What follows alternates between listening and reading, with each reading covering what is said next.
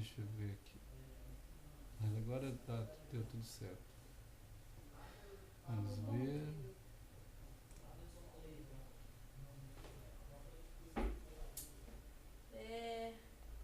Vamos caminhar aqui para a localização do sinal. Ah, achou. Pois é. Estamos aqui de novo. Então, irmão, firme, continuando a luta. Sempre na batalha, né? Sempre no concordo. É verdade. Deixa eu ver aqui como eu vou fazer isso. Deixa eu ver se ficou por aqui. Como estão os meus amigos? E o Manuel? Hoje, acho que foi outro Então é dia. tua mãe. É. Vamos ver aqui, deixa eu ver se eu acerto aqui, se tem um ângulo melhor.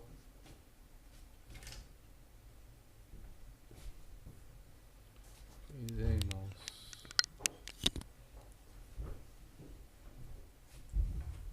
Acho que tá bom.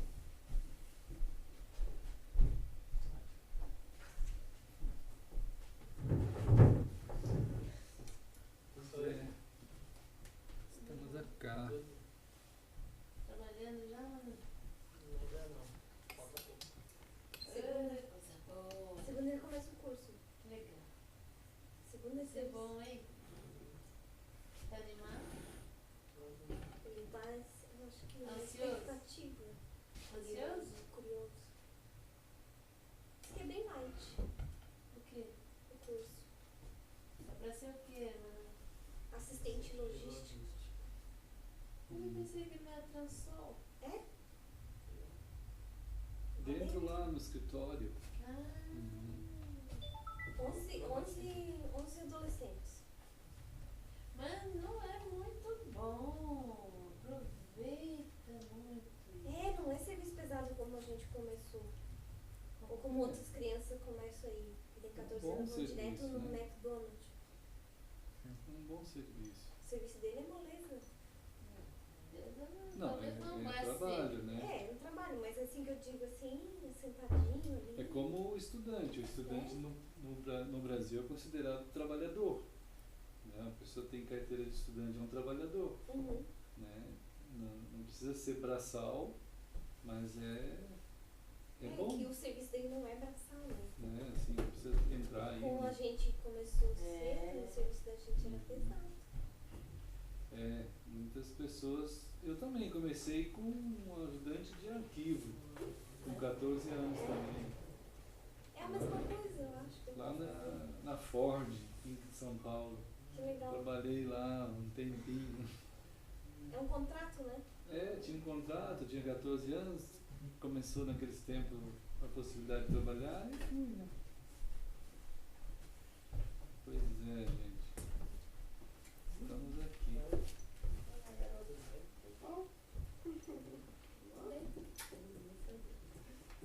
Estamos organizando esse comecinho. Ok. Que bom, né? Pois é, irmãos queridos. A vida da gente, ela tem sido uma experiência, né, de existir. Ela foi uma dádiva, né, de Deus. Uma dádiva. E essa experiência de vida, ela é chamada, a gente é chamado, de fato, a perceber a realidade de Deus. Qual que é a realidade? Porque ele criou o mundo, né? Deus criou o mundo. Então, a percepção humana. Olá, irmãos. Oi, Pedro. Olá, Esther. Oi, bem. Irmãos queridos, irmão Jair, irmã Patrícia. Né?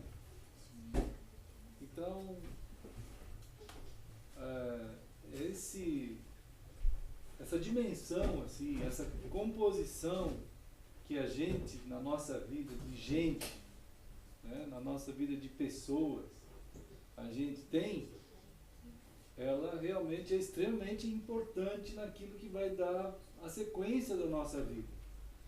Né? O que vai seguir? O que vai acontecer com a gente? Assim, claro, se você entra num caminho de barro, é uma coisa. Se você entra num asfalto, é outra. É um exemplo muito simples. Né? Se você vai no meio dos espinhos, você vai ter um jeito de passar. Então,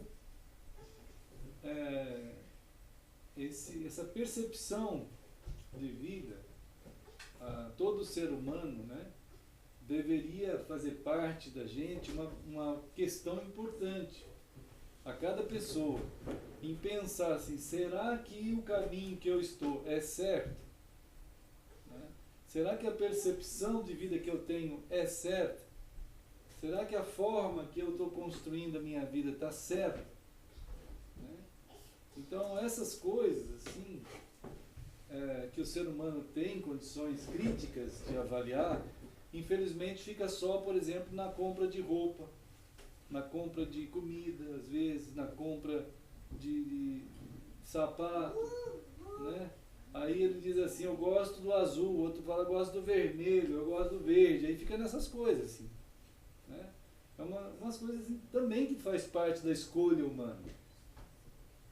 E hoje até a humanidade foi saturada de escolhas supérfluas, né? Escolhas tudo lá em cima, assim, coisas, a pessoa fica perdida na quantidade de coisa que tem que escolher que não serve para nada, que não vale nada na profundidade dele mesmo, como gente. Né? Então, são escolhas, mas são escolhas que a pessoa está colocada, ela está manobrada, o ser humano ele não está preparado para pensar em escolhas mais profundas, em perguntas mais profundas. Ele nem pergunta. A pessoa só sabe se está com fome, se está com sono, né? Se tem que fazer um trabalho ou outro. Então essas coisas são importantes também, mas não é tudo. Né? Então nós, como gente, a gente tem uma dimensão de existência muito além da própria vida aqui. Né? O ser humano ele consegue perceber o passado, ele consegue perceber o futuro. A gente consegue. Né? A gente fala assim, a criança ela começa a aprender isso normalmente. No começo da vida da criança, ele tem dificuldade de perceber o futuro.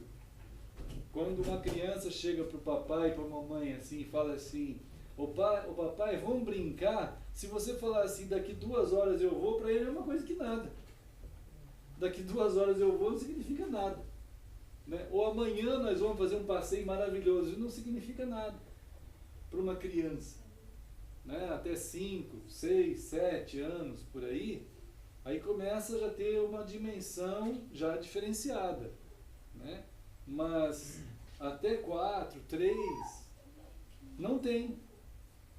Então, quando a criança, naqueles períodos de 3, 2, 4, por aí, ele pede a tua assistência, você precisa ser imediato para a criança, para formar nele a plataforma para o futuro depois, para ele confiar que há de ter uma intervenção real que vai prover um futuro para ele. Isso é uma formação da criança, né? Mas o ser humano aprende, ele vai conseguir chegar nessas dimensões. Né? Acontece que a gente, como pessoas, a gente tem sido cada dia mais massacrado a não pensar em questões profundas mais. Né? Então, o significado fica reduzido também. O significado da vida, ele é uma correspondência com aquilo que você crê também. Você não crê em nada, você não significa nada. Se você crê que você é uma porta, você vai ser o significado para ti uma porta. Né? Se você crê que você é um macaco, vai ser como se fosse um macaco. E assim vai. Né? Então não tem mais raciocínios profundos, sentimentos, emoções, grandezas maiores do que significa uma pessoa. Então isso tudo a humanidade está sofrendo uma perda muito grande. E Deus, né, Ele é o Criador do universo. Ele fez o universo, mas o ser humano, totalmente à parte dessa percepção, né, bem à parte dessa percepção, o ser humano vai desenvolvendo outras ideias a respeito. Olá, Iva Margarida. Oi, Tiambá. Oi, boa noite. Boa noite. Oi, irmã. Oi, Tudo boa bem? noite. Tudo bem. Tudo indo no bem de Deus, né? Vamos caminhando. Vai, irmã. Pois é, queridos. Então, quando nós olhamos o alvo, o ato de Deus, né, em falar conosco, né, em nos alcançar como gente, é para que nós tenhamos subsídios grandes que possam ser suficientes, e são suficientes, aquilo que vem de Deus, para nos alcançar como pessoas e nos dar condições de uma existência realmente digna, humana, correta. Né, irmãos? É claro que a gente estava comentando aqui que as pessoas, por faltar essa relação de profundidade, de grandeza, de visão de vida, de entendimento, de significado, de gente, de ser, ele vai desenvolvendo outras teorias, né? Outras opções, outras escolhas, outras ideias, né, para ele mesmo. E aí ele muda de plataforma, ele altera a sua plataforma, ele sai da plataforma real, né? Qual é a plataforma real? É que Deus criou o universo. Deus deu de si mesmo e fez tudo, né? Fez todas as coisas. Então a gente tem o livro de Gênesis, que é um cuidado de Deus em revelar para a humanidade esse princípio criador, esse princípio da criação, e de ele o autor da criação, né? Criação criada por um criador, por um que tem a competência e a condição de fazer isso, né? Esses últimos estudos que têm acontecido agora, até publiquei alguma coisa hoje ainda, ontem, de alguns pesquisadores que estão afirmando a impossibilidade de se acreditar em evolução a partir do estudo do DNA. É impossível. É impossível. Então a evolução realmente é uma teoria ultrapassada mesmo. E é claro que tem muita gente que mantém ainda essa ideia, né? O próprio Hawkins, ele está afirmando não há evolução. O mundo teve um início. Stephen Hawking, né? O mundo teve um início.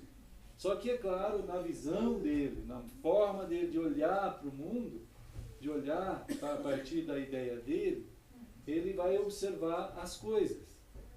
E observando as coisas, ele sabe pela física, como ele disse, a física comprova absolutamente o início do mundo. Ele não foi eterno. Como diz havia e há ainda uma teoria de que o mundo vem existindo eternamente e vai evoluindo. Mas a própria física garante hoje que não houve isso. O que houve é um início. Até aí ele está certo. Mas de repente ele comete um agafe ao afirmar que o início foi o Big Bang. Claro que não foi o Big Bang, né? Mas dentro da visão limitada que um ser humano tem, só vai sobrar o Big Bang mesmo, né? Não tem outra capacidade maior dentro do ser humano para chegar aos alcances de toda a grandeza embora a grandeza do mundo e toda a seu detalhamento, né, irmãos? Todos os cálculos de atmosferas que tem em todos os planetas, tudo isso hoje já se sabe que cada um desses planetas depende um do outro no lugar exato no espaço. Não poderia ser colocado diferente. Oi, irmão Vinícius. Tudo bem?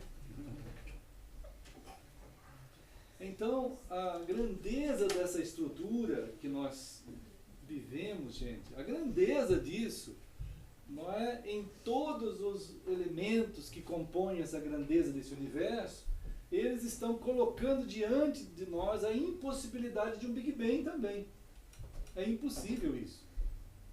Porque tudo é calculado exatamente no lugar que precisa estar, para que as coisas funcionem todas como são. Né? Então, é claro que a visão humana, atrapalhada do jeito que está, ela resiste. Fundamentalmente, ela resiste à ideia de Deus, né? De um Deus criador. Então, fica uma humanidade, assim, fora da realidade. Muita gente diz assim, olha, muita gente da física diz assim, olha como os planetas, olha como as plantas funcionam sozinhas. Por conta disso não precisa de Deus. Né? Então é claro que é uma singeleza, acho. Talvez uma simploriedade das pessoas a pensarem isso e calcularem assim. Quando a gente abre aqui na palavra de Deus, por exemplo, né, em Marcos, no capítulo 4, em Marcos 4, e é bem importante para nós. Olá, irmãos. Olá, queridos. Oi, Samuel. Olá, Samuel. Olá, Manuela. Olá, Manuela. Oi, irmãos. Gabriel, tá bom? Tranquilo?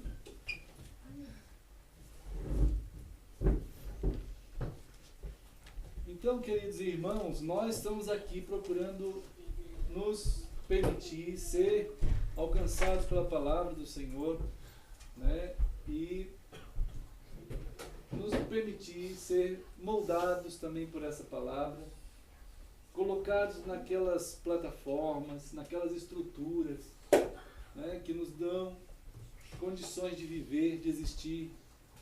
Então Jesus aqui em Marcos 4, Marcos capítulo 4, Jesus está afirmando aqui no versículo 28, Marcos 4, 28, e isso é um argumento para que nós também, em momentos que nós não sabemos quando, pessoas possam estar perguntando para nós ou conversando conosco sobre essa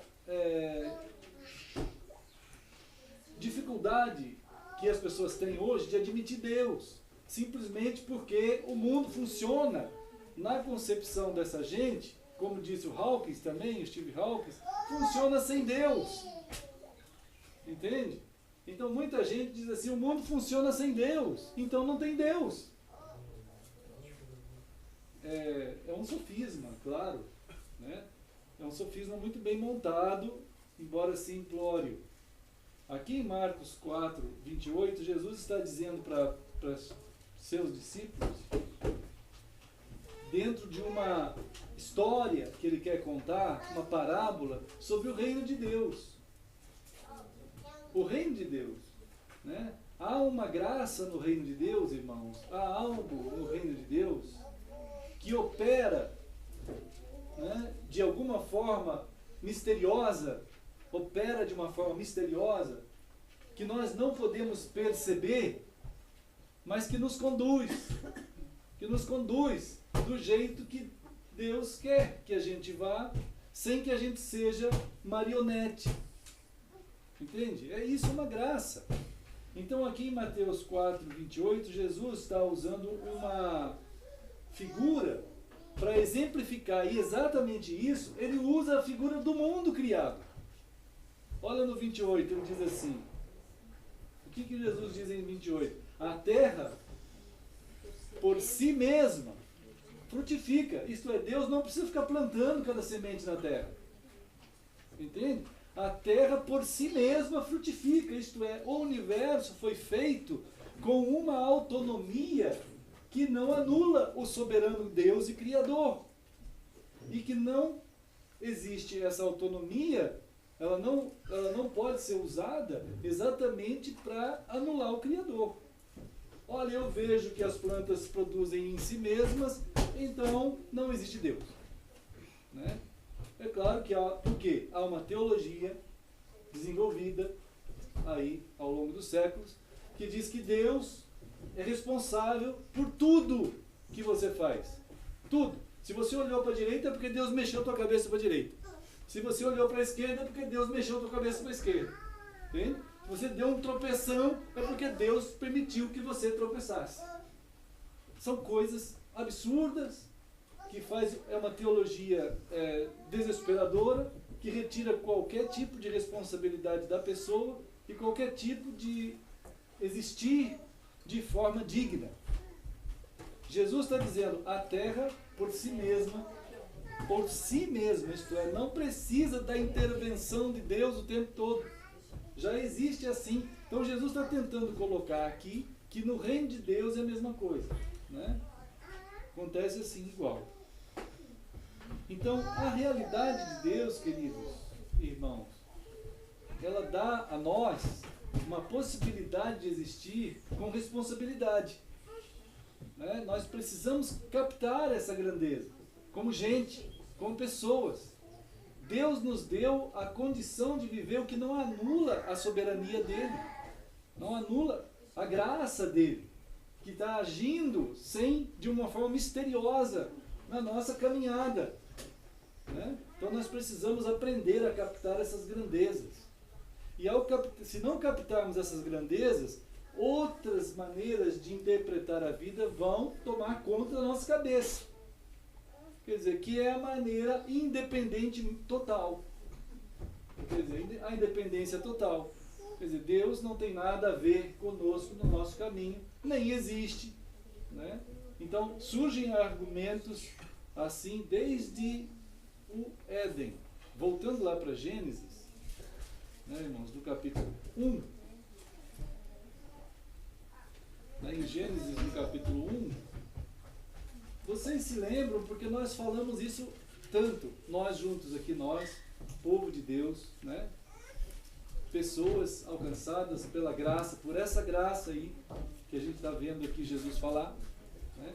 Em Gênesis 1, quantas vezes nós olhamos aqui no capítulo 1 e nós vamos descobrir que Deus diz assim, logo depois que ele cria alguma coisa, ele viu que era bom. Está vendo? Isso não pode ser perdido da nossa mente, do nosso coração. Nunca. Isto é, Deus, quando a gente lida com Deus, todas as coisas de Deus são boas. E tudo é bom. Não se negocia isso. Entende? Não se pode negociar isso. Então, Deus está colocando para o homem que ele criou todas as coisas e todas as coisas são boas. Isto é, elas têm perfeitamente a condição de existir e dar condições a nós de existirmos também de modo bom. E no final da criação, o texto mostra para nós que Deus olhou todas as coisas e viu que era muito bom. Isso está lá no versículo 31. Né? Aí aparece a expressão numa avaliação final e de uma condição de excelência em tudo que foi feito. Né? Isto é, se tudo é muito bom e se todas as coisas são boas, tem condição de nós, por exemplo, tem aqui um copo de água pura, né? E aqui do lado um potinho de veneno.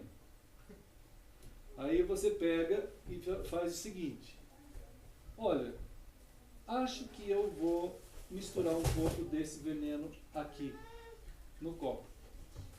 Vocês querem tomar depois? Não? Não querem?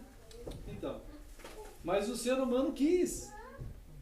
Deus disse ao homem: vocês nunca vão conseguir viver se vocês misturarem um pouco do bem com o mal. Entende? Vocês nunca vão conseguir viver dignamente mais. E Deus deixou claro isso aqui no capítulo 2, versículo 17, quando ele fala: vocês não poderão viver se vocês misturarem o veneno com a água pura. Por mais pura que seja a água, vai estar contaminada. Então não poderão viver, vocês vão morrer. Claro que vão morrer, óbvio. Né? Se você misturar o puro com o veneno e tomar, tu vai morrer. É isso que está aqui em Gênesis 2, 16 e 17. Dá para perceber? Deus está dizendo assim: olha, de tudo vocês podem usar, porque tudo é bom. Só não tenta, na mente de vocês, nunca fazer uma outra estrutura além dessa. Não tenta misturar o bem e o mal, nunca. Não façam isso. Não tentam achar que pode fazer isso. Porque o bom é bom e nunca pode ser mal. E não pode ser o bom, o bem misturado com o mal, senão não é mais bem. Entende? É bem simples, né? E lá no versículo 17, Deus disse isso mesmo: se vocês fizerem isso, vocês vão morrer. É evidente que vão morrer. E fizeram isso. Por mais absurdo que possa parecer, pareceu bem ao ser humano a forma como foi montada a ideia, porque toda mentira tem uma grande quantidade de verdade, gente. Toda mentira, ela tem que ser incluída nela uma grande quantidade de verdade, de ideia boa. Por isso que as pessoas bebem veneno. Por isso que as pessoas entram em enroscos na vida. Porque toda a maldição, ela tem que ser encapada com a verdade, com alguma coisa que pareça bom. Né? Foi assim que aconteceu com o ser humano aqui. Na continuação, no capítulo 3, a gente vê a sutileza da armação da ideia. Em que o diabo, ele chega perto do ser humano e diz o seguinte: olha, é possível, vocês foram feitos de uma condição tal que vocês podem viver sem dar trabalho para o Criador. Mas eles podiam. Deus não ia ficar fazendo deles marionete o tempo todo. Deus já tinha dado a eles essa condição. Só que ao ser humano foi passada a ideia de que ele poderia fazer isso à parte do Criador, à parte de Deus. Ele poderia desenvolver um tipo de existência, de existir, em que Deus não fizesse parte. Entende aí a coisa? E o diabo conseguiu com que na mente humana essa ideia fosse alimentada, fosse aceita. Né, irmãos?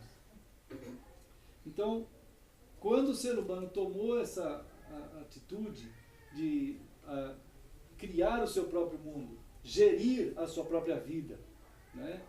Ele perde toda aquela...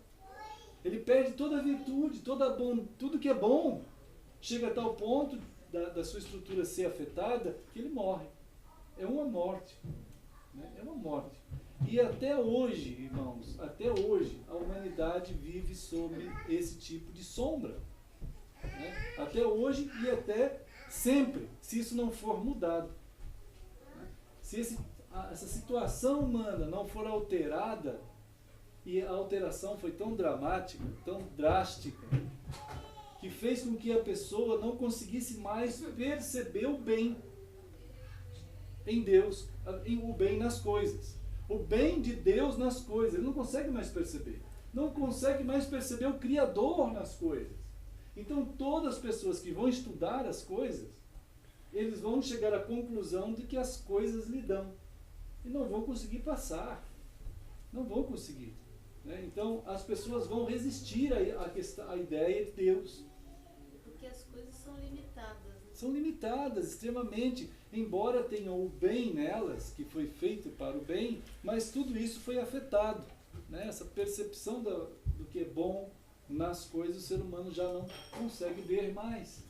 E nem as coisas já estão boas como estavam antes daquele ato escolha errada do ser humano, né, irmãos? Então, essas questões de acerto da nossa visão de vida, né, irmãos? De como é que a gente vai... Como é que nós vamos nos permitir conduzir, assim? Como é que nós vamos permitir nos conduzir? Deus vai fazer parte da nossa realidade de vida? Deus vai fazer parte da nossa reflexão? Né? Queria compartilhar com os irmãos também alguns textos aqui na palavra. Outros. Gênesis 3:9, a gente tem um ato de busca. Ato em que Deus está tomando a atitude de nos buscar. Né?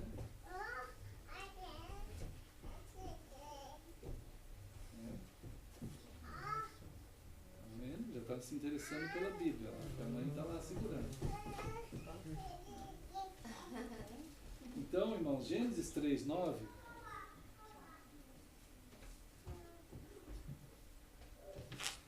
que a gente tem sempre dado uma olhada aí, Deus está indo na direção do ser humano.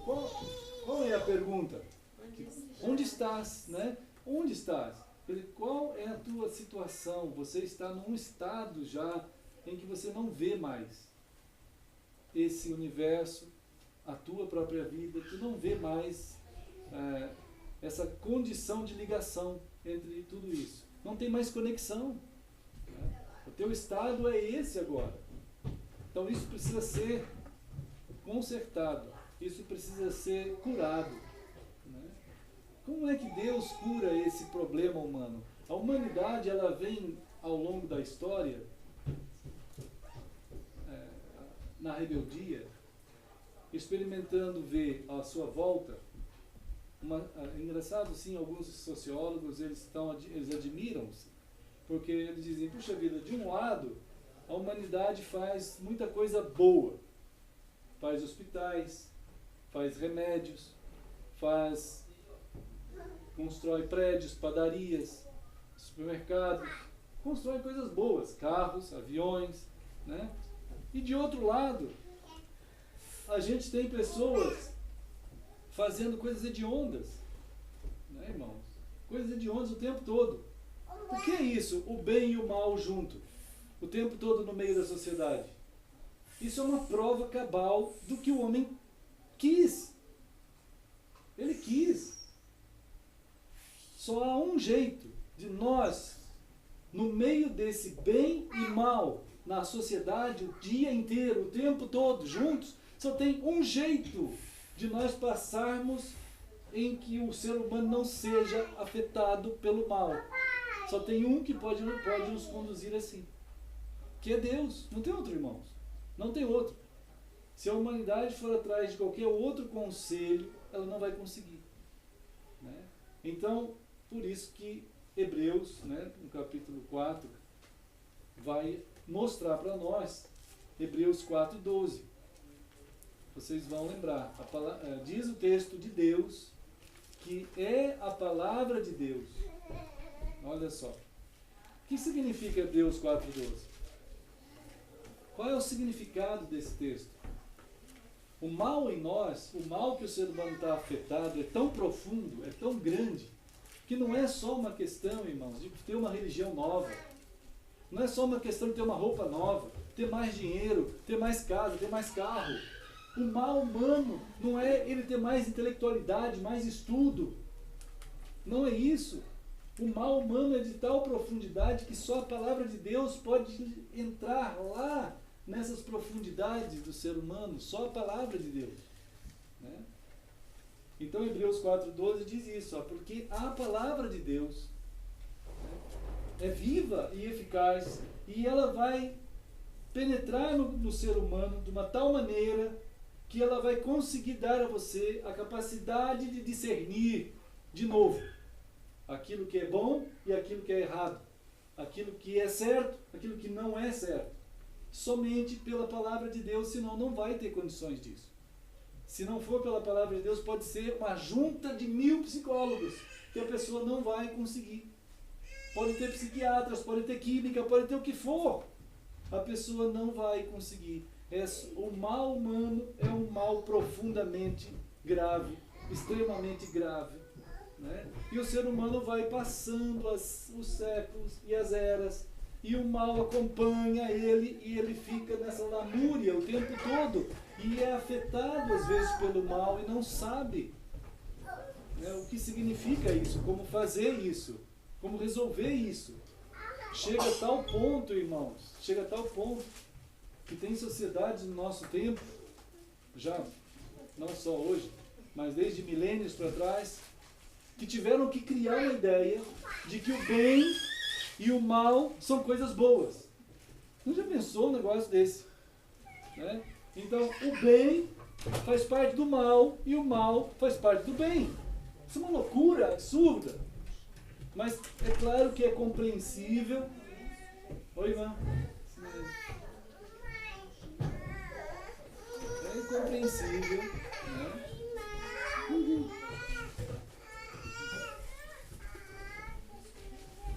A gente compreende essas afirmações, ainda mais porque o pessoal não tem outras referências. Ele tem que conviver séculos, milênios, desde o Éden, né? Desde o Éden, se alimentando do bem e do mal, do bem e do mal, misturados.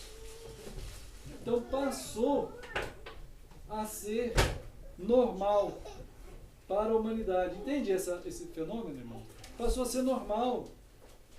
Olá, irmão Dan. Oi, irmã Daphne.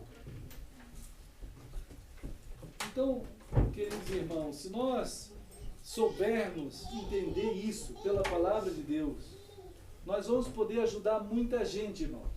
Muita gente. Porque o pessoal convive com a desgraça. Entende? E tem gente que diz assim, se você está passando uma desgraça aqui na vida, você tem que pagar alguma coisa. Entende? Aí quem sabe tu morre e volta. Aí tu continua pagando. E até que você vai indo eternamente, vem e volta e vai indo. Então, tem essas ideias. Porque não, então é hinduísmo, é espiritismo, é budismo, é todos os ismos que tem por aí. Né? Até mesmo o cristianismo. O cristianismo hoje é uma situação absurda. Nós temos visto sempre, temos compartilhado, né, a dificuldade que os cristãos têm de discernimento do certo e do errado. Não se discerne mais. Os cristãos estão perdendo rapidamente a capacidade de discernir o bem e o mal. Né? Então, essa dificuldade de não mais discernir o bem e o mal está gerando um cristianismo em que você tem Jesus para todo tipo de gosto. Né? É Jesus que pula, que rola, que vende, que explora, que faz o mercantilismo com as pessoas, né? Que faz, por exemplo, quando os discípulos, né, estavam no Monte da Transfiguração, vamos dar uma olhadinha em Mateus. Vamos ver. Irmãos, o Monte da Transfiguração foi, de fato, algo extremo. Né? É algo realmente extremo. Você imagina a situação aqui? Porque foi o céu abrindo, né, irmãos? Foi o céu abrindo. E, lá em Mateus 17, foi o céu se abrindo. Foi um momento extremo, em que houve um toque do céu e da terra numa interseção, num momento extremamente grande de significado. Foi tão grande aquele lugar, tão grande. Em Mateus 17, diz aqui, né? Mateus 17,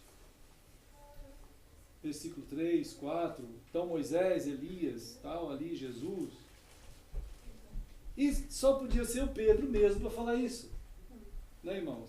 O Pedro, como já nós comentamos um dia desses aqui atrás, ele já tinha a ideia de construir 3 igrejas.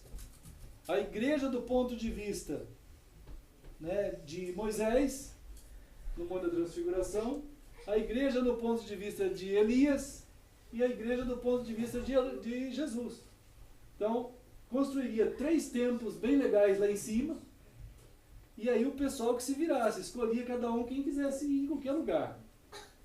Mas foi feito algum templo lá no Monte da Transfiguração, irmãos? Foi feito algum? Não foi feito nenhum. Não tem isso. Se existe um lugar que poderia ter sido feito 3 templos, com proposta de Pedro, era esse.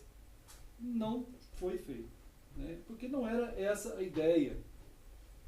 Então, no entanto, os cristãos, eles têm uma capacidade muito grande de se enclausurar, né? Os cristãos, eles viveram ao longo de 17 séculos, do ano 300 até o nosso hoje, com uma busca da clausura, né? De ficar fechado nos lugares cristãos, fechados em si mesmos, né? Não tendo uma conotação de alcance, de sal, não é, irmãos? Foi isso que Jesus disse aqui em Mateus 5, voltando um pouquinho, né?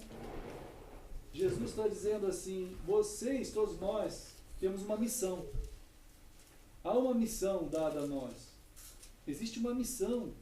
Se você foi alcançado por aquela graça que é inexplicável, que é misteriosa e que caminha por dentro da história e por dentro do tempo, né? E que ultrapassa e vai alcançando gentes e gentes, como Jesus disse, no reino de Deus, então nós fomos alcançados. Se fomos, Jesus diz no versículo 3, Mateus 5:13, 5:13, vós sois sal da terra, né? Vós, no 14, vós sois a luz do mundo. Não se pode pegar o sal, não se pode pegar a luz, como ele mesmo fala aqui, e colocar em algum lugar fechado. Seria um absurdo fazer isso, né? No entanto, os cristãos fizeram questão de buscar ficar dentro desse tipo de ambientes alterados, conforme a palavra do Senhor. Por que fizeram isso? Né? Não tem essa pergunta. Essa pergunta não existe. Os cristãos não fazem essa pergunta, né, irmãos? É tão estranho a perda da competência crítica das pessoas. Os cristãos já não perguntam mais se aquilo que eles estão sendo está certo ou errado. Porque esse problema de misturar o bem com o mal começou lá no Éden. E ele conseguiu misturar o bem com o mal, fazer uma poçãozinha venenosa e tomar. Ele está morto e gosta. Né? Não temos condições de aceitar o mal. Não é possível aceitar o mal. A gente tem que aceitar unicamente o bem de Deus. Só isso, né, amados? Então,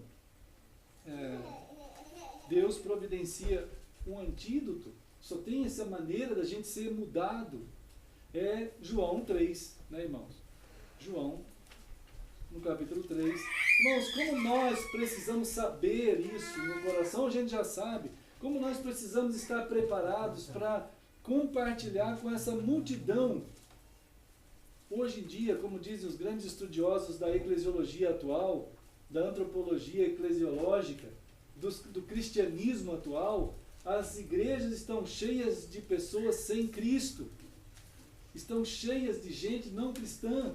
Elas se tornaram acúmulos de gente não salva. Uma quantidade imensa que vai para o inferno e está contente porque está dentro de um ambiente religioso. Isso é assim, né? Hoje está assim. Você conversa com muita gente e ele diz assim: depois que eu fui para a igreja, minha vida melhorou. Né? Depois que eu conheci o pastor tal, minha vida melhorou. Depois que eu conheci a Bíblia, minha vida melhorou. Jesus está dizendo aqui que Nicodemos conhecia a Bíblia muito, mas ele ia para o inferno. Né? Em João 3, no versículo 3, Jesus disse a Nicodemos: Nicodemos, você já nasceu de novo? Você teve aquela experiência que só Deus pode operar em tua vida e não a tua religião, a tua moral, a tua nação, a tua geografia, não é? Outro dia algumas pessoas estavam compartilhando num estudo aí da dificuldade que tem hoje de tempo para que as pessoas ouçam a palavra de Deus em encontros cristãos. Eles ouvem shows, gritos, pulos, músicas, tudo. E palavra de Deus, ela é avisos, testemunhos. Palavra de Deus é algo que está desaparecendo das comunidades cristãs, né? Eu me lembro várias vezes, uma delas, quando me convidaram uma vez para falar sobre a palavra de Deus em algum lugar, foram 2 horas de cânticos, e alguém chegou para mim rapidinho assim, lá no final: ô pastor, o senhor tem 15 minutos aí, ó, não se preocupa não, pode ser um devocional aí, ó. Eu falei: isso aqui eu tenho que vomitar, dá licença. Eu vomitei, irmãos, vomitei muito, em cima do moço, vomitei na plateia, vomitei no púlpito, e fui embora, irmãos. Não deu, irmãos, é um absurdo. Como que alguém pode ter a ideia de chegar para você e propor algo desse tipo de prostituição, né? Então, mas é assim que a gente vê hoje em dia. Cada vez mais as pessoas ausentes da experiência de serem afetados pela palavra do Senhor. Então Jesus está dizendo a Nicodemos: Nicodemos, tu precisa nascer de novo, ter uma experiência que significa o segundo nascimento teu. Nicodemos não sabia nem o que era isso, mesmo sendo mestre, doutor em Israel. Jesus falou isso aqui no versículo 10, né? João 3,10. Não é isso? Jesus disse assim: Nicodemos, você é mestre em Israel e tu não sabes disso. Porque, irmãos, hoje a grande preocupação é extorquir as pessoas. Entende? É tirar tudo das pessoas. O máximo. Claro, Satanás trabalha em 2 frentes quando ele quer tirar tudo das pessoas. Alguns ele consegue, mas alguns ficam tão revoltados. Tem um livro, acho que a Priscila levou, um livro muito bom chamado Feridos de Deus. É uma jornalista norte-americana que escreve um livro inteiro sobre pessoas que tiveram experiências de serem tripudiadas, arrasadas, tirado tudo que elas tinham por pastores e por igrejas, né? E daí não querem mais nada com nada. Então essas pessoas não querem mais nada com nada. Paulo Romero que fala isso também, né? Que nós estamos vivendo uma época, talvez a última geração de evangelística desse país. Porque a destruição que está sendo feita na mente das pessoas é tamanho que o raciocínio que as pessoas têm a respeito de Deus é o pior possível, dada a quantidade de cristianismos absurdos que tem.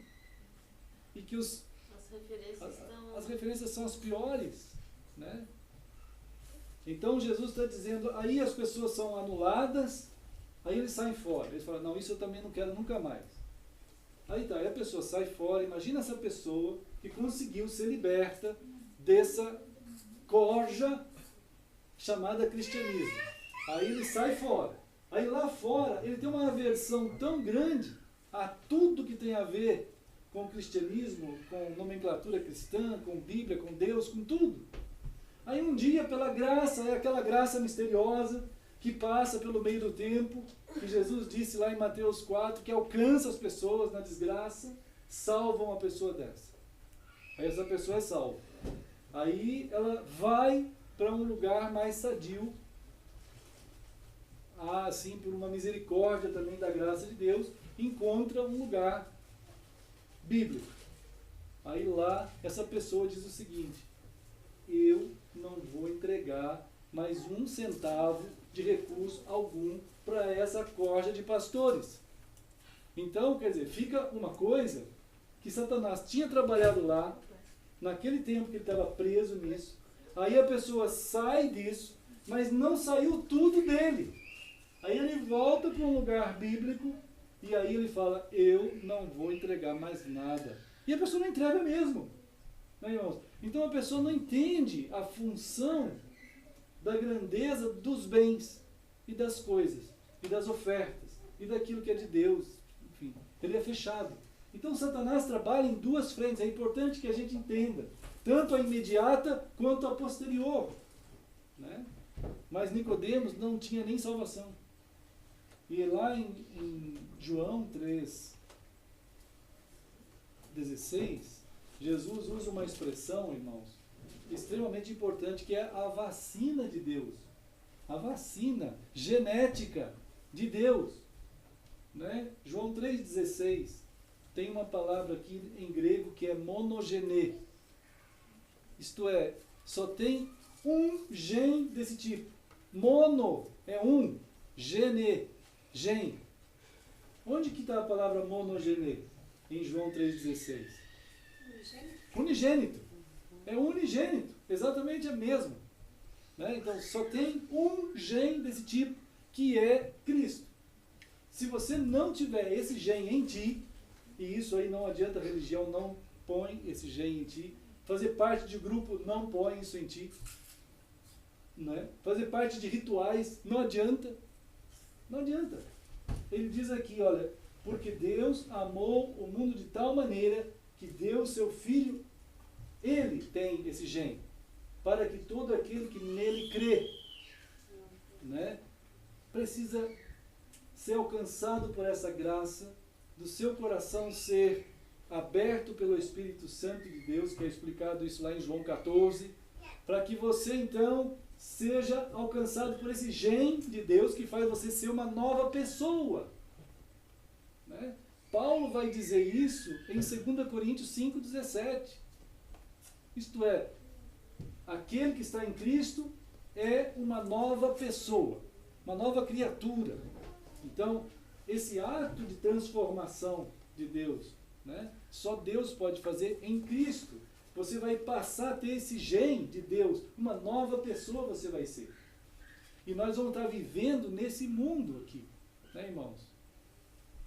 Então, esse mundo que está no maligno, cheio dessa mistura de bem e mal, o ser humano colheu isso. Até o fim dos dias, a humanidade vai ter que conviver com o roubo que ela fez da árvore do bem e do mal. Porque Deus tinha dito assim, não toque, não pegue, não pense nessa estrutura de misturar bem e mal. Ele foi lá e tocou, e quis misturar. E assim ele vai colher a convivência de coisas boas e coisas ruins junto, que é um sintoma da coisa. O sintoma da coisa é você estar vendo o bem e o mal junto, porque foi a escolha humana. O ser humano foi chamado a escolher só o bem. Deus disse a ele, vocês andem comigo, porque eu fiz o mundo bom, eu fiz tudo bom, e é muito bom, fiz vocês bem. Então vocês não podem aceitar, né, que se misture o bem com o mal. Se misturar água, como falamos aqui, pura, com veneno, já não é mais pura, vai matar. E o ser humano, mesmo sabendo disso, bebeu dessa água. Isto significa na vida isso que a gente está vendo aí todo dia, né? Notícias boas e ruins junto. Isso é a colheita que o ser humano quis e está vivendo assim. O único jeito de nós passarmos nesse meio até o último dia da nossa vida, ou até o dia que Cristo voltar, de uma forma tal que você vai discernir, isso aqui é bom, isso aqui não é bom. É só a palavra de Deus que vai te dar, irmão. Se não adianta, não tem estudo para isso em faculdade alguma. Não tem religião com ritual algum. Tem gente que fala para o pessoal lá, ó, põe um copo d'água em cima aí da TV, se ela não for fininha. Se ela for fininha, põe um banquinho do lado e aí põe um copo d'água. Aí o pessoal põe o copo d'água, agora eu vou tomar água, tá bom, pessoal? Pode tomar junto comigo. Isso é um absurdo, né, irmão? Isso é uma feitiçaria evangélica. Os evangélicos viraram feiticeiros, viraram idólatras, né? As pessoas estão sendo chamadas a fazer parte de conglomerados evangélicos. É terrível. Mas Jesus não disse nada disso. Então,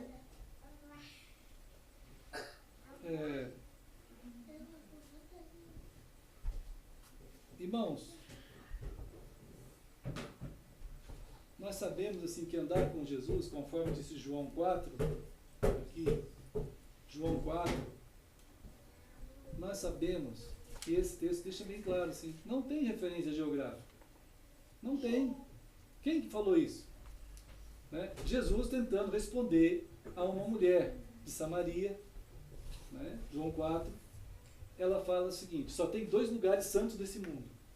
A mulher de Samaria. Ou é Samaria mesmo, ou é Jerusalém. Só. Jesus, tu estás aqui perto de mim, agora fale. Tu que está dizendo um monte de coisa aí de Deus, qual que é o lugar santo para a gente ir então? Já que tu está falando de Deus para mim, qual que é o lugar santo? Samaria ou Jerusalém? Era uma dúvida cruel. Para muita gente continua sendo Jerusalém, né, irmãos? Para muita gente continua sendo Roma, Meca. Meca para os cristãos não. Mas os cristãos podem ter Roma, pode ter Jerusalém, né? Pode ter o endereço do Santo dos Santos da sua igreja, que tem que ir lá, é lá que é onde vai, lá que é a igreja. Essa coisa é muito esquisita para Jesus, né? Mas em João 4, Jesus está dizendo assim para aquela mulher,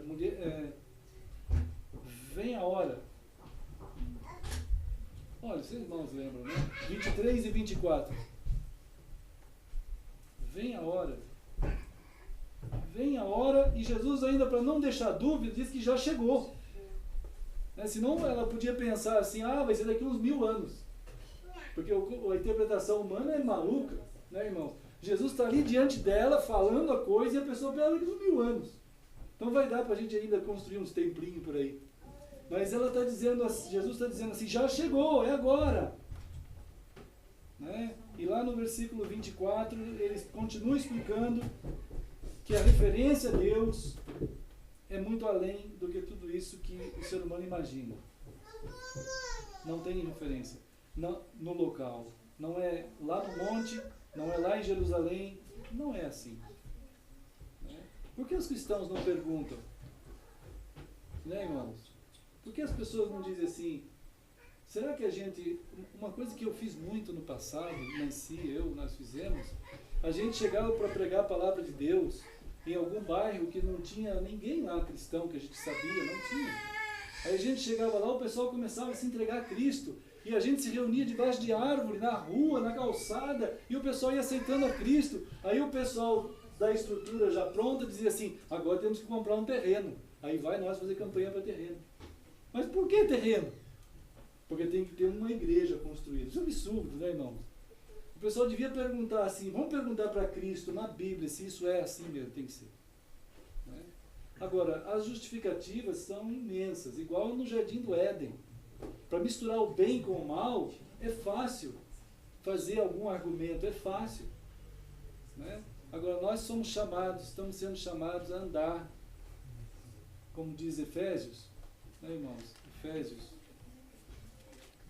Vamos ver aqui um texto de Efésios. O Senhor chama o seu povo, a sua eclesia, né?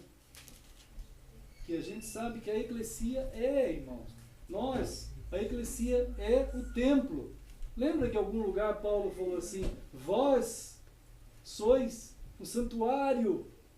Não é isso que Paulo falou? Vós. Então, se a gente construir um outro santuário, é uma rebelião. Se a gente construir algo à parte, é uma rebelião. Mas é simples de ver, mas a cabeça está formatada no mal. E as pessoas não perguntam mais. Outro dia eu disse para um grupo de cristãos, gente, perguntem para Deus pelo menos. Perguntem para Deus. Na palavra dele, olhem para a palavra dele. Mas as pessoas, elas acham assim, o quê? Esse pastor está meio doido. Está falando para a gente perguntar para Deus? Para a gente perguntar para a Bíblia? Vamos continuar assim, gente. Então aquela manada, irmãos. Né? Que absurdo. Mas a gente vê que Deus, na sua graça, vai alcançando a mim. Uma pessoa que viveu 30 anos nesse erro. Né, irmãos? Mas graças a Deus, pela sua graça, a gente está sendo alcançado. Em Efésios, no capítulo 3, Efésios 3,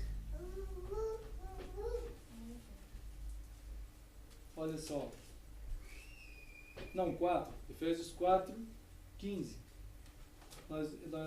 O Paulo vai dizer assim: vamos seguir a verdade em amor. Né? Então nós vamos seguir a verdade em amor. Isto é, não dá para ser só amor. O amor corretamente vivido está aliado à verdade. O amor verdadeiro é aquele que é orientado pela verdade. Né? Não tem como ser amor se ele não está na verdade. Muita gente tem cometido os imensos barbaridades de erros em nome do amor. Né, irmão? Vou vir aqui um pouquinho. Né? Em nome do amor. Aí o pessoal fala assim, sabe que outro dia nos Estados Unidos teve um casamento de 3 mulheres juntas, em nome do poliamor, não é nem mais amor, é poliamor. É um absurdo, né, irmão? É um absurdo. 3 mulheres casando lá numa igreja, vestidas de noiva, e o pessoal dizendo, isso está certo, em nome do amor. Né? Mas que amor é esse? Isso não é amor, isso é uma aberração. Né? É uma aberração. E é terrível que a consciência humana esteja de tal maneira deformada. Basta a gente ler Romanos 1 para a gente ver a degradação para baixo, a progressão para baixo, a maldição que ele entra e que já não percebe mais. Né? Então, o amor, ele só de fato é amor se ele estiver dentro do molde da verdade. A verdade é Cristo. Jesus disse, eu sou o caminho, a verdade. E é claro que se nós estivermos falando a palavra de Deus, ela não pode ser falada somente por ser verdade. Ela tem que ter amor. Mas o amor de Cristo em nós. Né, amado?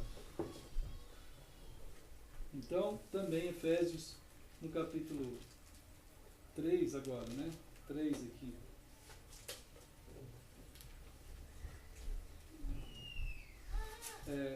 Efésios, aqui no 3,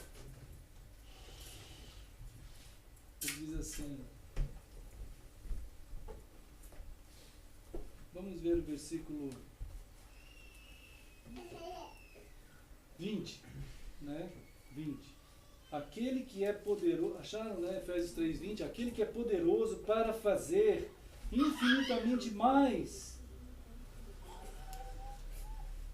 Então, irmãos, o que significa aquele que é poderoso para fazer infinitamente mais? Isto é, eu não posso ter a ousadia de querer passar à frente do planejamento de Cristo. Não é assim? Eu não posso. Eu tenho que ter humildade de dizer, nós aqui, eclesia do Senhor, tanto é que ele usa o termo igreja, bem aqui no 21, que é eclesia, o povo de Deus. Né? Ele que infinitamente mais pode fazer, mais do que tudo quanto pedimos ou pensamos, conforme o seu poder que opera em nós. Então, é um poder de Deus que está sendo operado naqueles que são dele. E nós, a atitude que se espera de nós é humildade, de permissão, para que o Senhor continue nos dirigindo conforme Ele está orientando a gente a ir. Né? Deus tem nos dado a bênção de cada um de nós percebermos isso e estarmos sendo bênçãos, como diz aqui, que a Ele seja a glória na eclesia. Quer dizer, na eclesia, na igreja, na eclesia em nós. A glória de Deus seja em nós. Né? E em Cristo Jesus. Olha, são 2 pesos de glória. Em Cristo e em nós.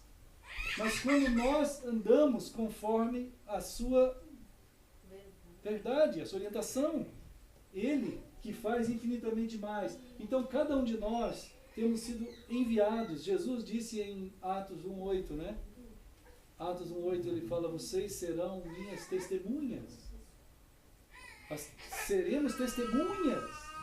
A palavra ali é martírion, quer dizer, mártires. Nós seremos mártires. O mártir é aquele que tem a ousadia de viver para Cristo intensamente, como Ele quer que a gente viva. Se preciso for, morre. por Ele. Né? Mas você vai viver. Marte é aquele que vive para Cristo unicamente. E o Senhor está nos enviando. Vocês serão minhas testemunhas tanto em Jerusalém, quer dizer, vocês vão morar em Jerusalém, vocês vão morar na Judéia, vocês vão morar em Samaria, vocês vão morar em Florianópolis. Né? Então nós estamos morando aqui, que do ponto de vista de Jesus, é os confins da terra. Confins da terra é aqui. E Ele tem um povo aqui nos confins da terra, somos nós. Por que nós vamos agora fazer algo diferente? Não podemos fazer. Mas é claro que confunde a cabeça da multidão. Né, irmãos? Isso é uma das lutas imensas que a gente tem hoje em dia. Aí. E, outro dia eu estava pensando com um grupo de pessoas sobre o pluralismo, né? O pluralismo, que é você ter o chamado hoje em dia para você acreditar em tudo. Isto é, tudo é verdade. Claro que é um absurdo, essa expressão é contraditória. Tudo não pode ser verdade. Né? Algo vai anular o outro. Eu não posso falar que isso aqui é uma banana. Se eu trouxer uma banana aqui, eu vou ter que anular um dos dois, em favor da verdade. Não é?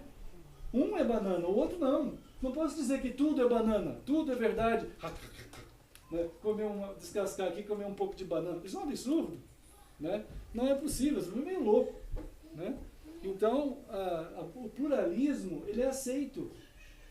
Ele é aceito. O pessoal em favor de um amor, né, de um chamado amor ecumênico, porque a máxima do pluralismo ecumênico é a seguinte: existem mais pontos que nos unem do que nos distanciam. Olha que coisa boa de chorar.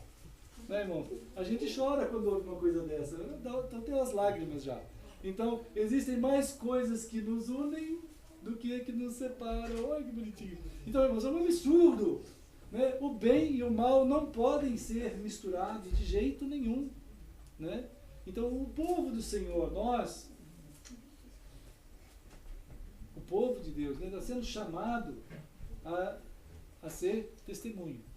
E sendo testemunha, Romanos, aqui no capítulo 12, né?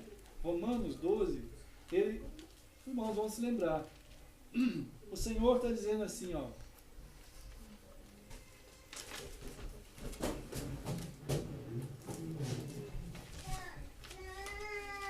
Olha só.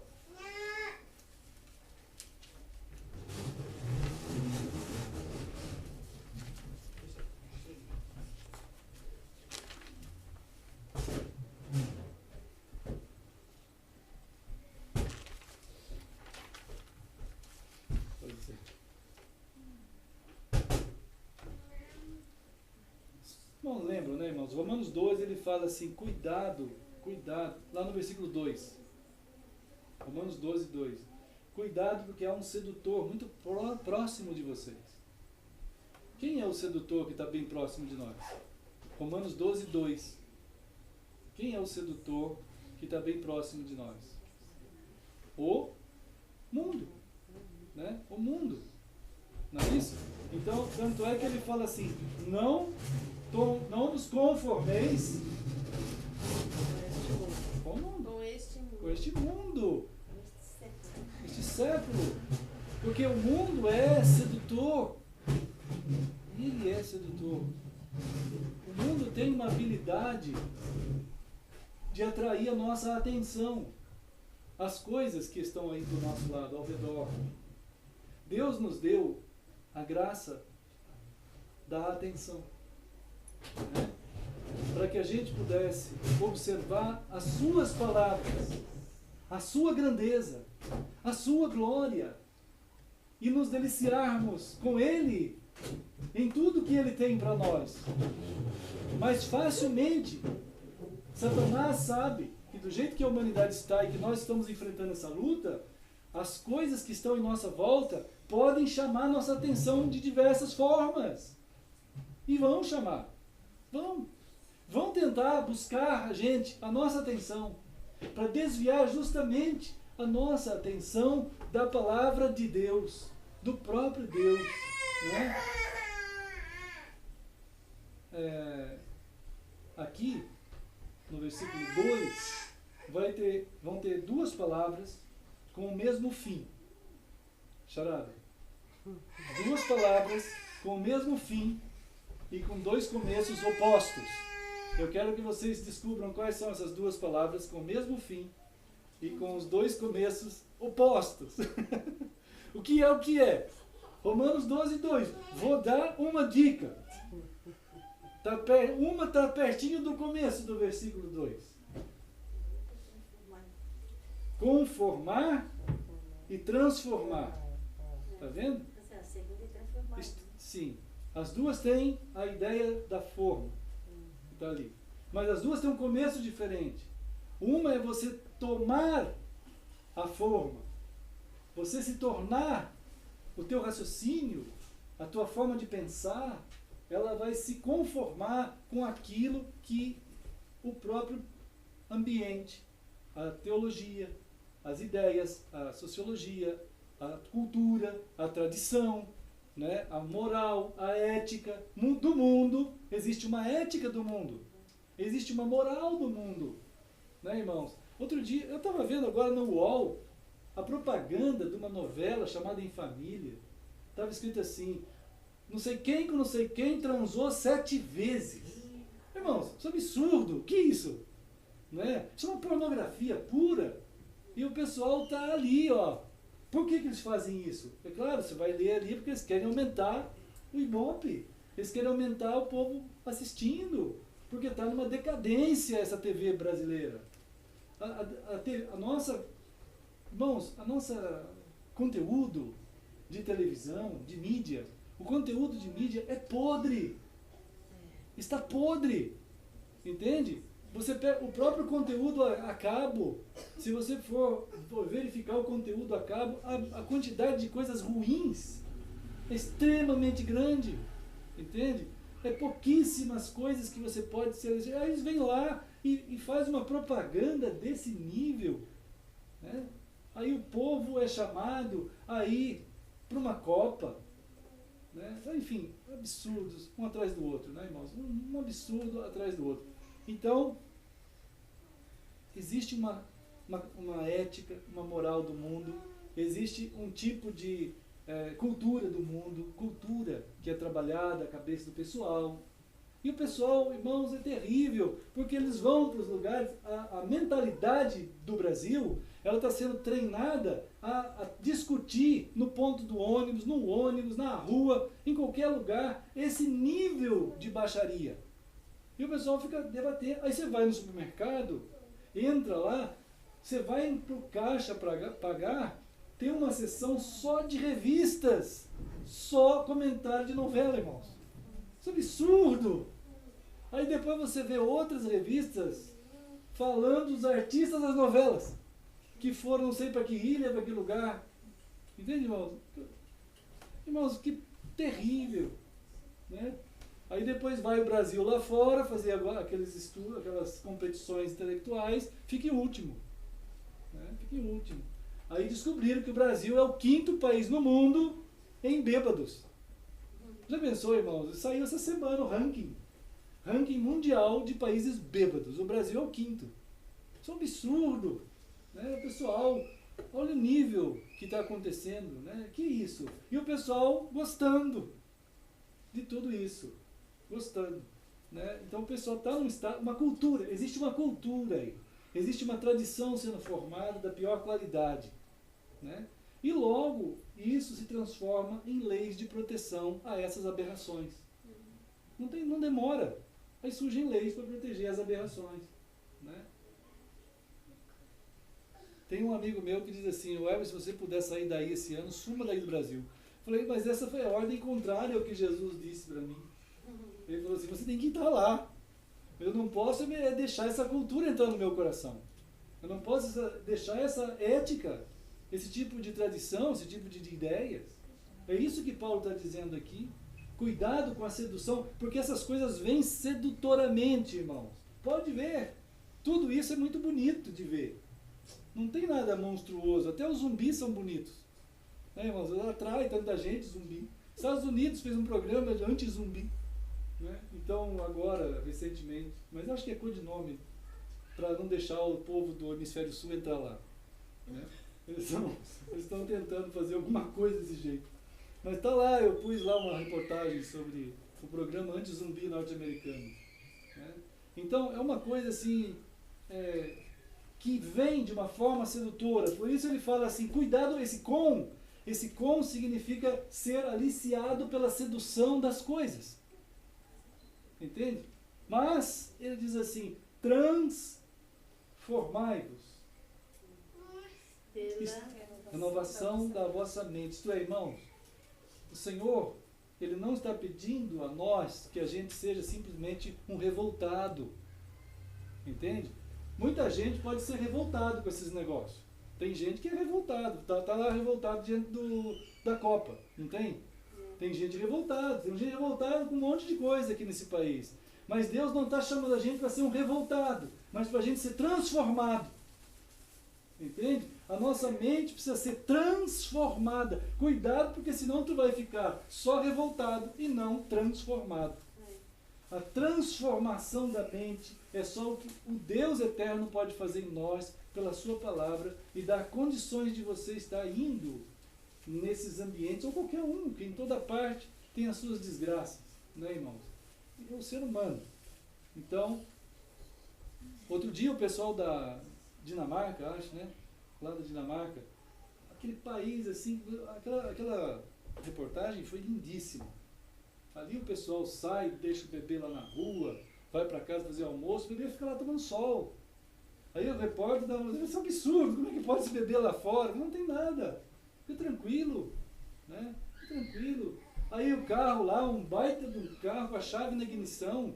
Mas como você deixa essa chave? Mas o quê? Por que você está perguntando isso? Por que eu deixo essa chave na ignição?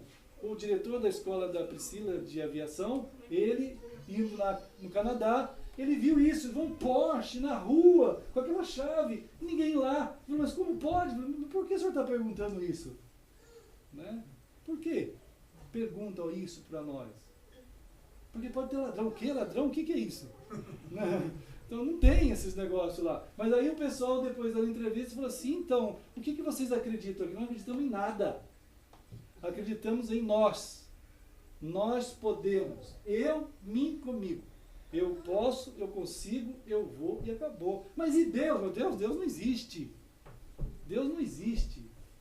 Entende? Nós acreditamos em nós. É lamentável. Né, irmãos? Chegaram a um nível assim que a gente imagina, oh, maravilha. Não tem maravilha. É todo mundo misturado com o mal mesmo. Né? Então, né, irmãos? Transformação. Então Deus nos salva, nos dá um DNA novo de Cristo, uma genética nova de Cristo, quando a gente se entrega a Ele. E não só isso, Ele vai trabalhar em nossa mente, nosso coração, para transformação. Para a gente ir passando sobre toda essa desgraça que está aí e sendo bênção. Né? A gente sendo bênção. Né, amados? Por isso, olha, as criançadas aí, que maravilha. Estão gritando. Né, irmão? Uma vez Jesus disse assim, ó, em Mateus 5, só para completar esse Romanos 12 aqui, Jesus está dizendo a mesma coisa. Em Mateus 5, olha só, Mateus 5, 12, Mateus 5, deixa eu ver aqui, 11, 11, Jesus está dizendo assim, ó, bem-aventurados sois, quando? Porque vocês estão tão revoltados que vocês forem perseguidos, é isso? Está escrito aí? Não é? Não é isso. Não, bem-aventurados sois Quando vos injuriarem e perseguirem, mais. e mentindo disserem Mais. todo mal contra vós. Sim, tem mais um detalhezinho. Por minha Por minha causa, aí que está. Por minha causa. É aí que está. A causa do nosso coração é Cristo. Entende? É Cristo. É Ele. Nós amamos o Senhor. Ele é a causa do nosso coração. Ele é a causa que estamos aqui querendo andar e seguir. É Cristo. Né? Ele não pode ser mais nada. Não pode ser igreja, denominação, pastor, nada. Programa de igreja, programa de qualquer coisa. Tem que ser Cristo. Isso, claro, está confuso hoje em dia para muita gente. Terrível de ver. Mas para nós não. E graças a Deus não. Mas nós queremos. Então Jesus está dizendo a mesma coisa que Paulo. Ele é o motivo da nossa mente não estar aliciada com qualquer coisa que não seja. Né? E Ele é a causa do nosso coração. Né, amados? Bom, irmãos, depois a gente continua, né? Não é fácil estar sem Cristo, viu, irmãos? Não é fácil estar sem Cristo. Estar com Cristo é uma bênção, né? A gente caminhar na bênção do Senhor, sabendo que Ele nos dirige, está dirigindo. Vocês lembram de Hebreus, que esse povo que anda com o Senhor, ele diz, é aquele povo que anda pelos caminhos e valados, Hebreus 11. Né? Jesus disse, esse povo é o pequeno rebanho. Esses andam pela porta estreita, pelo caminho apertado, né? E em Apocalipse ele diz lá os restantes, Apocalipse 12, né? Os restantes, 12 e 17, os restantes que guardam os mandamentos de Deus e o testemunho de Jesus. Então, o Senhor está nos chamando a essa continuidade. Então nós vamos celebrar o Senhor Jesus juntos, né? Vamos cantar um hino que a irmã Margarida vai tocar.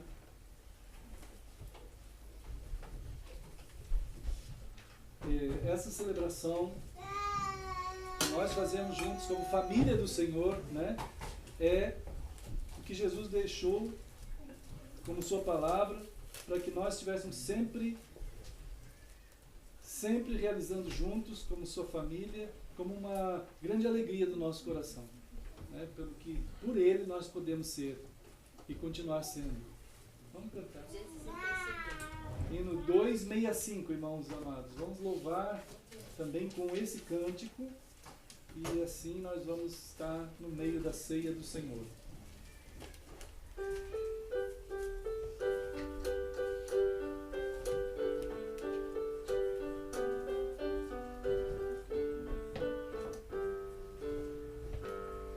Terás vida em olhar para Jesus Salvador, Ele diz, vida eterna eu te dou.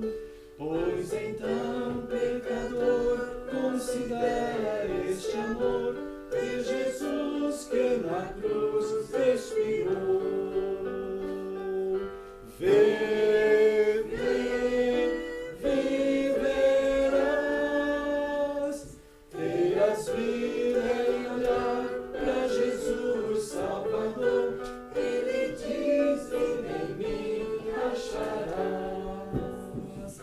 Terás vida em olhar para Jesus Salvador, o castigo por ti já sofreu.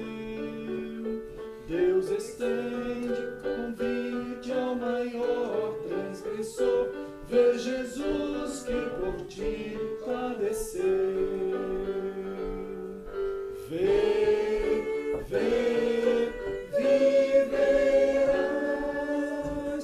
terás vida em olhar para Jesus Salvador, Ele diz, vida em mim acharás. Amém. Amém, né, irmãos? Podemos saber no nosso coração que é verdade. Porque é nele que a gente tem vida mesmo. E foi assim que ele lá em Mateus 26, ele ficou registrado aqui na Bíblia, que Jesus, na hora que ele estava reunido com os seus discípulos assim, ele pegou um pão e ele orou dando graças. Então, nós também vamos orar. Querido Senhor, nós estamos juntos aqui também e querendo agradecer-te por causa do teu ato de amor e de verdade em ti, que é por causa disso que tu fizeste lá naquela cruz, é que nós temos esse tipo de vida que só tu tens, que só tu podes dar.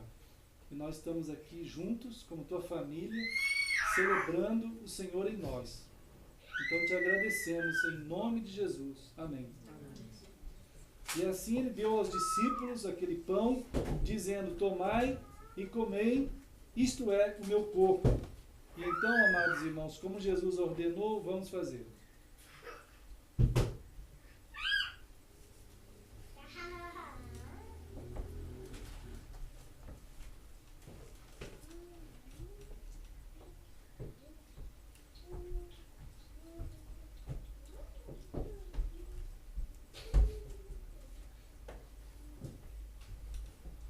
Amém, né, amados? Realmente o Senhor tem nos guardado nele.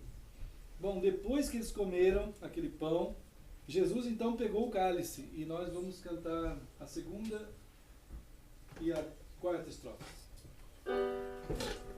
Terás vida em olhar para Jesus Salvador, não há choro, remorso nem dor que consiga remir a qualquer pecador. Só quem salva é Jesus Redentor. Vem, viverás, terás vida em olhar para Jesus Salvador. Ele diz: vida em mim acharás. Terás vida em olhar para Jesus Salvador. Ele diz: vida eterna eu te dou. Nunca perecerás, tendo em mim teu Senhor. Ao teu lado para sempre eu estou. Viverás,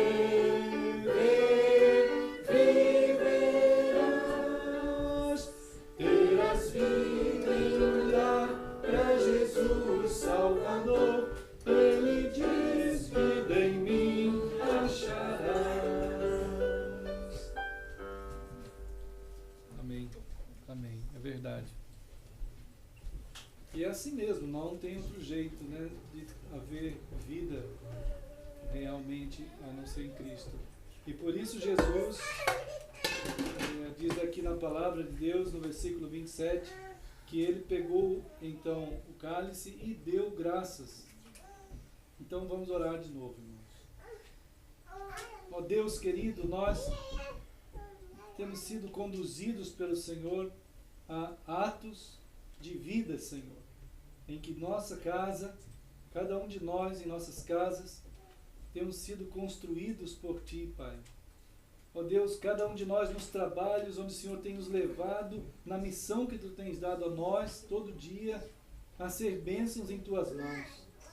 Nós estamos aqui como uma família reunida, Senhor. Nós aqui, os irmãos em outros lugares, Tua eclesia reunida nesse momento, Pai. Nós estamos reunidos em Teu nome, porque é o Senhor que nos fez uma família. Estamos dando graças pela remissão de pecados que só o Senhor pode fazer, pelo novo pela nova genética de vida do céu que só o Senhor pode nos dar. Nós estamos dando graças em nome de Jesus. Amém.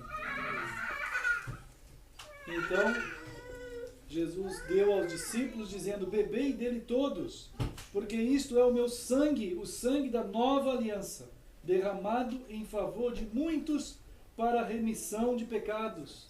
E digo-vos que desta hora em diante eu não beberei deste fruto da videira até aquele dia em que o hei de beber o vinho novo convosco no reino de meu Pai. Então, como Jesus nos ensinou, vamos fazer.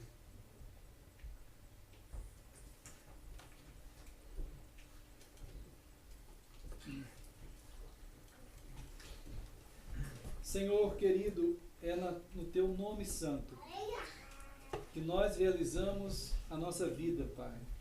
Que nós também realizamos este momento aqui de alegria, de louvor a Ti, de gratidão ao Senhor, pela imensa redenção e salvação que o Senhor trouxe para nós. Realmente é acima do que eu posso entender, do que eu posso imaginar, mas estamos vivendo essa vida dia a dia, Senhor. Abençoa, Senhor, todos nós, nossos pequenos, abençoa as famílias. Queremos Te agradecer, em nome de Jesus. Amém. Amém, amados. Bom, irmãos, então, assim, a gente vai continuando, né? E temos conseguido continuar, né, e reunir aqui sempre com um bom número de jovens, né, junto com o Felipe, junto com o Emanuel, junto com o Andrei, junto com... Hein? Gilson agora está em Maranhão, mas eu acho que ele volta logo, né? Gilson foi para o Maranhão. Mas nós temos tido, assim, peço oração aos irmãos, porque esses irmãos queridos, jovens, a gente tem também feito um trabalho de estarmos juntos, conversando sobre a vida e a palavra, e algumas ginásticas, né? E, enfim, várias coisas juntos, e temos jogado basquete ali, e Deus tem conduzido a gente num projeto de Deus, né? E outros que às vezes entram pelo caminho, mas é muito uma passagem meio rápida, mas alguns que acabaram chegando ouviram sobre as coisas corretas do Senhor que a gente tem podido alcançar. Até lá em Jurerê, o Jaime, que é um chefe da segurança lá, ele tem falado para nós: vocês precisam continuar esse projeto. Então eu peço aos irmãos que orem, porque logo vai ter mais jovens aí, como o Gabriel mesmo, né? Tem ali o Gabriel ali, ó, né? Na parte do parkour, né, Gabriel? Aí logo também vai ter a parte feminina aí da música e também de algumas ginásticas, que é a Esther, né, Esther? Ali, ó, isso mesmo. Daqui a pouco vem a turminha com o Pedro e a Manuela e o Samuel ali, ó, trazendo tudo direitinho. Então, irmãos, vamos orar por esses projetos de Deus nas nossas vidas. Na casa dos irmãos, seja uma bênção os irmãos, em todo lugar, né? Que o Senhor proteja a nossa saída e chegada, né, irmãos? Quando estiverem trabalhando, Deus guarde vocês. Olha, o irmão Vinícius ali voa o tempo todo. Vamos orar pelo pessoal da aviação, né, que tem acontecido alguns casos meio estranhos pelo Brasil. Azul, né? A Azul. Mas a TAM também, naquele negócio da asa. Mas agora, irmãos, nós vamos continuar a ali. E a irmã Nancy está só virando ali. Os irmãos dizer um tchau, porque a turma lá em Campinas, São Paulo, lá em São Paulo, né? E lá em Nova York também, e também lá na Califórnia, são pessoas que aqui em Floripa, né? Ou por perto, Blumenau tem os irmãos de Blumenau queridos, que é a Érica, o Gabriel, né? Os filhinhos deles. Então a gente ama os irmãos e queremos que eles saibam isso, que a gente tem orado uns pelos outros, né, amados? Qualquer oferta pode ser entregue ali, que o Senhor nos guarde nessa caminhada, nessa jornada, né? Vamos continuar com a Enonia lá então? Deus abençoe, irmãos queridos. Meu filho, Deus abençoe, meu filho.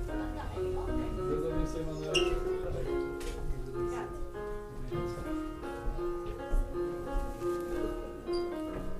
Pedro!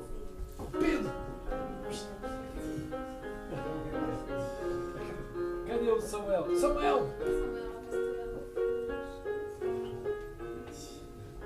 Gabriel? Cadê a Manuela ali?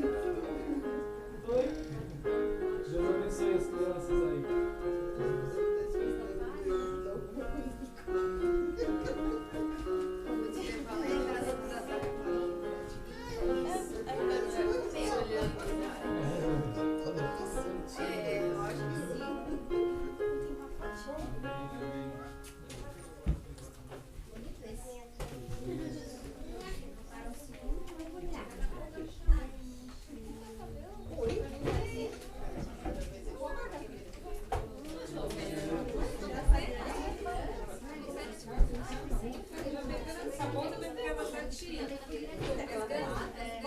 E aí, mano?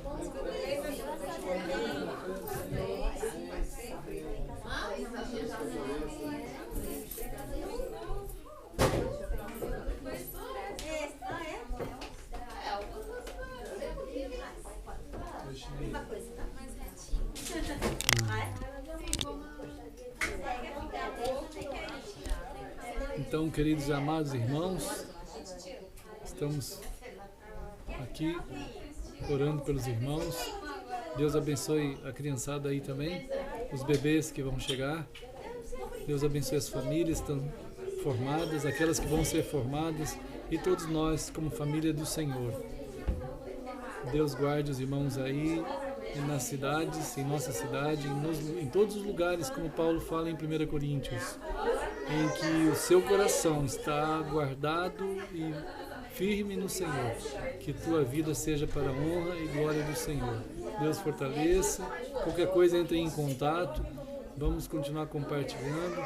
Estamos orando para ir lá em Blumenau também, queremos muito estar junto com vocês aí, e Deus vai nos permitir um dia desses, né, irmãos?